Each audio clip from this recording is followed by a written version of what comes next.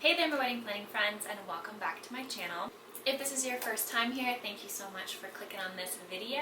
I'm Emily Summer. I'm a wedding planner based in Montana, and I make weekly videos on wedding planning tips and advice. So if you like what you see, please like and subscribe to get weekly videos on wedding planning tips and advice. If you're watching this video when I upload it, happy almost Thanksgiving. Can't believe we are basically in the holiday season, which means 2020 is almost over. I know this has been a rough year for a lot of you and has made your wedding planning process that much more difficult. So today I wanted to talk about those of you that are planning a wedding for 2021.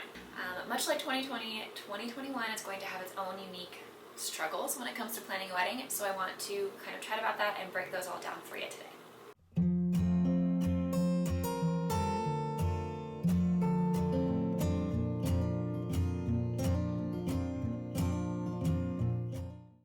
Okay, so this video is going to be for those brides and grooms that are planning a wedding for 2021 and are in the more beginning stages of planning. So if you've been planning your 2021 wedding for a while, you likely already have your vendors in place and you're probably sitting pretty well, just with a little bit of uncertainty. So this is for those of you that are recently engaged, or you got engaged in the middle of COVID and wanted to kind of hold off and wait and see how things were happening. This one's for you.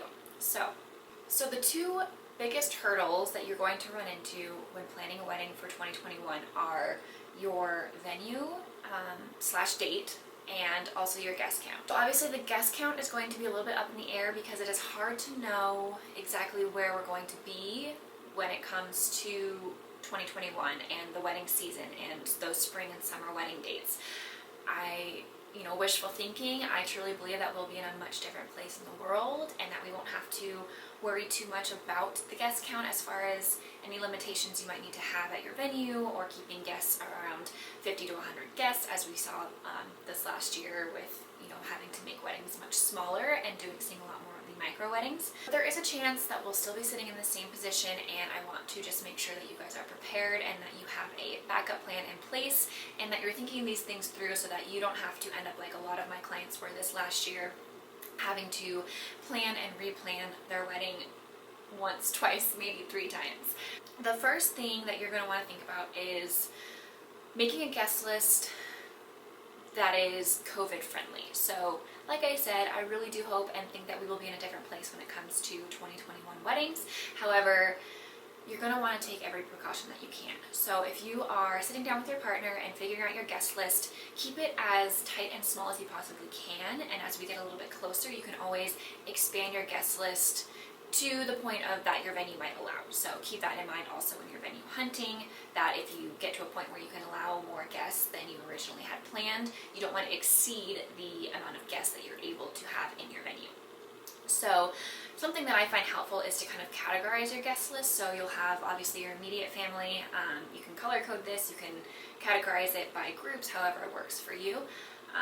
But just have your immediate family. So this is like your tier 1 group. Like no matter what, these are the people that are going to be there. If it comes to a point where these are the only people that are going to be there, you would be fine with that because this is your closest family, your closest friends. And this list should be no more than like 25 people, I would say, your tier 1.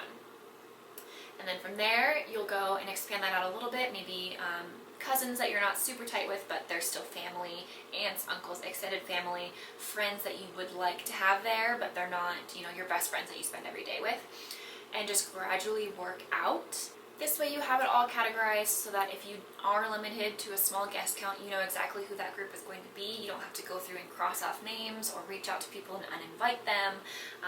It's easier to start with that small group and then work out as time allows. So this will probably be the first thing that you do, and you don't have to have it completely finalized before working on to the next step, but it's just a good idea to know about how many people you plan to have at your wedding before selecting your venue.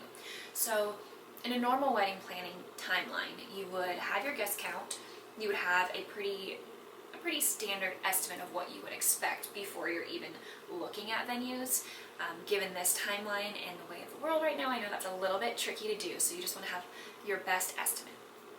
And then we will move on to finding your venue. So again, in a normal timeline, you would select a date that works for both of you and maybe your parents, or you're asking close people to you a date that works for all of you, choosing your wedding date, and then finding a wedding venue that fits that wedding date.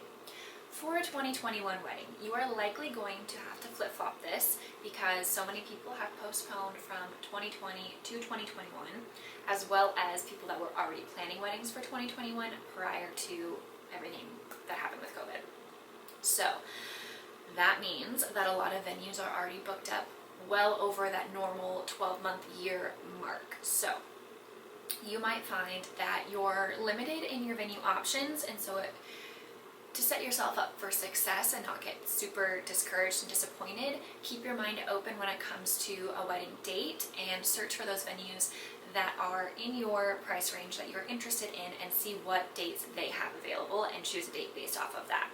This is going to help you in the planning process and help you not feel like you have super limited options. So keep your mind open as far as a date and see what venues have available. On this topic also, I would really encourage you to be open to a Friday wedding or a Sunday wedding or an off-season, shoulder season wedding. And by doing so, you're really going to open up more options for you.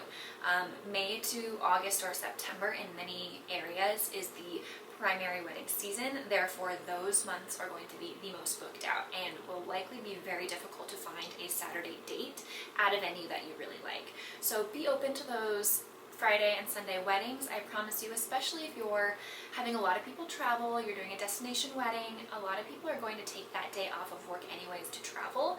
And I really like Friday weddings because, like I said, people will take that day off a lot of the time anyways. You have your wedding on Friday and then you have the whole weekend to just hang out, visit with your guests that are there. Guests that are traveling have the entire weekend to do as they please and not have to plan around an event smack dab in the middle of their vacation weekend, and I find that it works really well. Same thing goes for a Sunday wedding. A lot of times venues will also offer discounts for Fridays and Sundays weddings, Friday and Sunday weddings, so that's an extra bonus for you. Jumping back to your guest count, another thing to consider is just planning now to have a micro wedding. And if you're unfamiliar with a micro wedding, that is basically just means it is the same traditional style wedding that you would have with 200 guests, so same whole ceremony, cocktail hour, reception, all the normal things you would do at a traditional wedding, just with a much smaller guest count, oftentimes around 50, 75. So it doesn't have to be, a small little group of people, and it's different from an elopement. You can still have all those traditions that you want to have and still have the party that you want to have, just on a much smaller scale. And by planning for that now, that will hopefully eliminate the possibility of having to reschedule your wedding or replan your wedding or work through changing your numbers multiple times if you have to bounce back and forth with your guest count based on policies and laws that are in place surrounding what might be going on in the world next year. This is also a great way to save you some money. So you can have all the decorations you want, you can still have beautiful centerpieces, but with a smaller guest count, you have less tables. So that means less place settings you have to have and pay for, less tables, less chairs, less linens, you get it. So less people equals less money needing to be spent, so you can spend money where where it really matters and where it counts, and you can still have that really great experience just on a smaller scale. So once you've figured out kind of a good plan for your guest count and your venue and your wedding date, you're going to continue to book your vendors. And again, vendors are booking out like crazy for 2021. I myself have already closed my books for 2021, and I'm sure there's a lot of other wedding vendors that are in the same boat.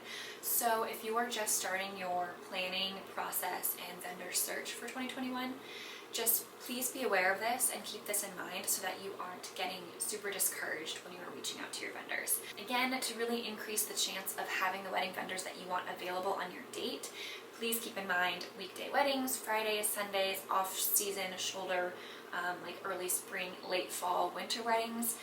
Honestly, fall and winter weddings are so underrated. I think they're fantastic. They're so beautiful and they work just as well as a summer wedding. And if you're planning for 2021, that might be the best option for you. So just my best advice is to just be open-minded. And this way you won't get super discouraged when you are finding that a lot of the venues, a lot of the vendors, and the things that you originally thought that you could have for your wedding aren't available. A good thing to do is to have a list of 3 to 5 different vendors in each category that you are interested in that you would be happy to work with, so that when you're reaching out to them and maybe your first choice is already booked, you still have a good backup plan of other people to reach out to that you would be happy to work with. That way you're not putting all your eggs in one basket and again getting discouraged if they are already booked. If you're planning for a 2021 wedding, it's probably not the process that you thought it would be, and for that I am truly sorry, but that doesn't mean that you can't have the wedding of your dreams. And during this process, just really keep in mind what your priorities are. If you have a team that you really want to work with and that's who you want to have on your wedding day, and if that team can't come together for you and you're going to just be disappointed, consider holding off and maybe pushing to an off season or moving to 2022. And just really keep in mind what your priorities are, and understanding that if this process is going to stress you out, if it's going to make you upset, if it's going to make you disappointed, is it really worth it just to have your wedding next year? That being said, weddings can for sure 100% still happen in 2021.